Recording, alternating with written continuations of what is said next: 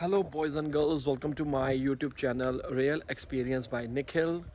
ये छोटी सी वीडियो है लेकिन बहुत इन्फॉर्मेशन आई होप आपको मिलेगी इस वीडियो के अंदर। देखो गाइज़, जब आप अपने पेरेंट्स को बुलाते हो, पेरेंट्स फर्स्ट टाइम जब आते हैं यहाँ पे, तो रास्ते में इंडिया से या अपनी होम कंट्री से ऑस्ट्रेलिया तक आने में बहुत सारी दिक्कतें आपके पेरेंट्स को आ सकती हैं। उन प्रॉब्लम्स को हमने कैसे सॉल्व करना है वो मैं आपको बताने वाला हूँ। मेरे पेरेंट्स अभी रिसेंटली यहाँ पर मूव हुए हैं, आए हैं, मतलब मूव नहीं हुए, आए हैं यहाँ पर 2 महीने के लिए। तो वैसे तो मैंने सारा प्रबंध उनका कर दिया था, उन्होंने अपना रियल एक्सपीरियंस भी शेयर किया मेरे साथ। उसके बेसिस के ऊपर ही मैं वीडियो बना रहा हूँ ताकि आप लोगों को भी पता रहे कि जब आपने पेरेंट्स को बुलाना है। देखो, हम तो अगर आप यंग एज में हो, आप तो दौड़ इधर उधर दौड़ के मतलब कर सकते हो। फर्स्ट टाइम के ऊपर तो हर कोई कन्फ्यूजन क्रिएट कर ही लेता है कई बार। तो सबसे पहले आप अपने पेरेंट्स की व्हील चेयर बुक करवाओ अगर वो ज़्यादा देर तक चल नहीं सकते हैं। पैसे मत देखो कि यार उसमें पैसे ज़्यादा लगेंगे, वैसे भी व्हील चेयर की जो ऑप्शन होती है वो फ्री ऑफ कॉस्ट होती है। जब मैंने बुक की थी तो मुझे तो उन्होंने कोई पैसा नहीं लिया था।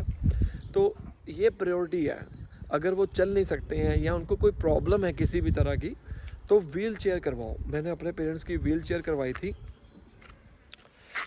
तो उसका बेनिफिट क्या हुआ, व्हील चेयर जब आप करते हो काउंटर के ऊपर सामान वगैरह जो जमा करवाते हो, उसी टाइम आपने कह देना है कि मुझे व्हील चेयर चाहिए। मेरे घर वालों को मैंने सारी चीज़ें भेज कर बता दी थी पहले से ही। ये फर्स्ट स्टेप हो गया व्हील चेयर का। दूसरा स्टेप, लगेज। लगेज बहुत इम्पोर्टेंट रोल प्ले करता है। कितना लगेज लेके आना है, आपकी एयरलाइन कितना लगेज जो है दे रही है आपको, वो मायने रखता है। उस हिसाब से आप देखो कि हमें ये चीज़, कई बार ऐसा होता है कि इंडिया से अपने पेरेंट्स आते हैं तो कुछ सामान हमने भी मंगवाना होता है तो वो काफ़ी ज़्यादा हो जाता है। तो अब आप क्या करो, कोरियर करवा लो बाकी, ठीक है। तो तीसरी बात, देखो खाने पीने के लिए पेरेंट्स अगर वेजिटेरियन हैं तो उनको दिक्कत आती है रास्ते में। बिकॉज़ खाने पीने के लिए एयरप्लेन में कुछ खास नहीं मिलता है, आपको पता ही है। फ्रूट्स मिलते हैं, जूस मिलता है, ये सारी चीज़ें हैं। थक जाता है बंदा, रिलैक्स होके आना चाहिए। अपने पेरेंट्स को कहो कि जो भी आने वाले हैं, जो कई पेरेंट्स हैं वो देख भी रहे होंगे मेरे को, आप ढीले ढाले कपड़े पजामाज वगैरह डाल के आओ और आपको बेनिफिट रहेगा। ख़ास तौर के ऊपर आप स्पोर्ट शूज़ होते हैं ना, वो इस्तेमाल करो जब भी आपने कोई बड़ी ट्रैवलिंग करनी है, कहीं पर भी जा रहे हो, ख़ास तौर के ऊपर, ठीक है। क्योंकि खाना पीना उसमें प्लेन में ऐसा ही होता है। और अगर आपको कोई चीज़ लेनी है, उनको दिक्कत और आ सकती है पेरेंट्स को, अगर पेरेंट्स को इंग्लिश नहीं आती है, कि जो प्लेन में चीज़ें देने के लिए आते हैं, क्रू मेंबर्स आते हैं, उनकी इंग्लिश समझ नहीं आती है उनको, ठीक है। तो कुछ ऐसे वर्ड्स उनको कॉपी के ऊपर लिख के दो जो कि उनको बता दो कि ये आप कह लीजिए, ताकि वो बोल पाएँ, इतना तो बोल पाएँ। या एक स्लिप के ऊपर लिख दो कि अगर आपने टी लेनी है तो ये वाला उनको दिखा देना स्लिप, या आपने कुछ भी लेना है ऐसे।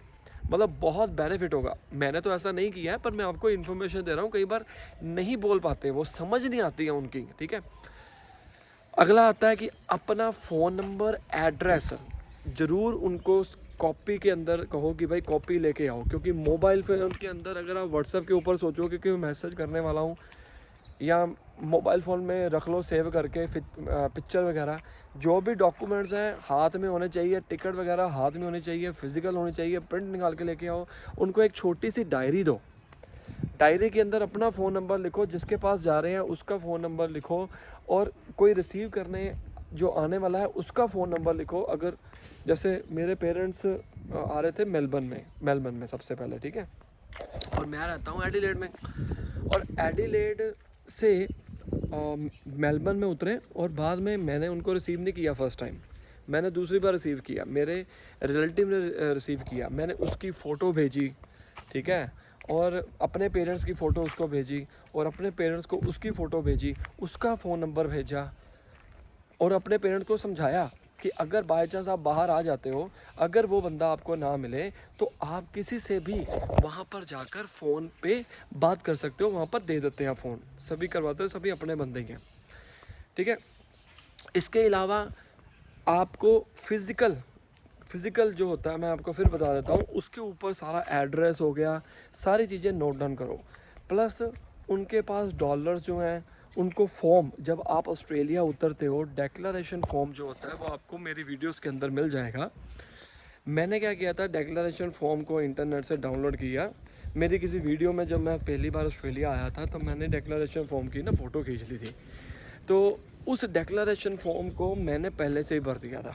सीधी सी बात है, A to Z, क्योंकि टिकट नंबर हमारे पास है। मैंने अपने पेरेंट्स को बताया कि जब आप दिल्ली जाओगे वहाँ पर टिकट नंबर कौन सा है, A to Z चीज़ें उनको एक्सप्लेन करो। जब आप उनको एक्सप्लेन करोगे उनको कुछ मतलब मुश्किल नहीं लगेगा। मैंने A to Z चीज़ें एक्सप्लेन कर दी पहले से। दिल्ली एयरपोर्ट के अंदर जाओगे, पहले वो टिकट और पासपोर्ट चेक करेगा, फिर उसके बाद आप अंदर जाओगे, वहाँ पर बोर्ड लगे होंगे, वहाँ ये आपका फ़्लाइट नंबर है, क्योंकि फ़्लाइट नंबर टर्मिनल चेंज भी हो सकते हैं, ये भी उनको बता के भेजो। जब आपने जाना है, बोर्ड लगा होगा वहाँ पर फ़्लाइट नंबर देखो, फ़्लाइट नंबर के सामने कौन सा काउंटर है, वो कौन सा खुलेगा, वो उनको मैंने बताया। फिर व्हील चेयर उन्होंने कर ली, सिक्योरिटी हो गई। सिक्योरिटी के टाइम के ऊपर वो कौन कौन सी चीज़ें आपसे मांगेंगे, वीज़ा मांग सकते हैं, पासपोर्ट आपका मांगेंगे, ठीक है ना। ये कॉमन चीज़ें हैं, हमारे लिए बहुत ईजी हैं, लेकिन पेरेंट्स के लिए बहुत मुश्किल हो जाती हैं जब वो फर्स्ट टाइम आते हैं, ठीक है जी। इसके अलावा आप उनको मतलब बताओ कि कहाँ पर जाना है प्रॉपर। वैसे पूछताछ तो हुई नहीं है, मेरे पेरेंट्स से तो नहीं हुई है। और बैग में कोई भी ऐसी चीज़ मत भिजवाना उनके जो आपको पता हो कि हाँ भाई नहीं लेके आ सकते हैं। मेन होता है डेक्लरेशन फॉर्म। मैंने क्या किया था, डेक्लरेशन फॉर्म की कॉपी देख ली थी, मेरे फ्रेंड के पास भी था, मैंने उसका फ़ोटो स्टेट लिया। मैं तो ऑस्ट्रेलिया में था, ठीक है, तो मैंने ही उनका प्रोसेस करवाया है सारा। ऑब्वियस ही बात है, मैंने ही उनका घर में बैठ के वीज़ा लगाया है। तो बहुत सारे ऐसे डॉक्यूमेंट्स थे जो मैंने लास्ट वीडियो बनाई थी और बताया था कि हाँ भाई ये वाले डॉक्यूमेंट आप लगा सकते हो। तो डेक्लरेशन फॉर्म तब हम यूज़ करते हैं जब हम ऑस्ट्रेलिया उतरने वाले होते हैं।